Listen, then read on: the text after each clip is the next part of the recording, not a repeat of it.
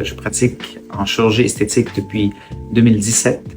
Puis jusqu'à aujourd'hui, j'ai pas l'impression qu'il y a un consensus sur c'est quoi exactement un demi-lifting, surtout parmi les patients, mais aussi parmi les chirurgiens. Puis quand on parle d'un demi-lifting, on parle d'un visage, puis là on a levé la moitié du visage. Il y a des patients qui viennent me voir qui me disent j'ai eu un demi-lifting, mais ils ont eu un lifting des sourcils. Il y en a qui disent j'ai eu un demi-lifting, mais ils ont un lifting du cou. Il y en a qui disent j'ai eu un demi-lifting, puis ils ont eu un lifting du visage et du cou, mais ils n'ont pas eu les sourcils, donc ils se sont fait dire qu'ils ont eu un demi-lifting. Donc, dans ma pratique, personnellement, je privilégie d'utiliser la terminologie sur ce qu'on a lifté ou ce qu'on va lifter. Donc, si le problème est au niveau des sourcils, puis on veut rajeunir les sourcils ou remonter les sourcils, on fait un lifting des sourcils. Si c'est le visage, c'est le visage. Si c'est le visage et le cou, c'est lifting du visage et du cou.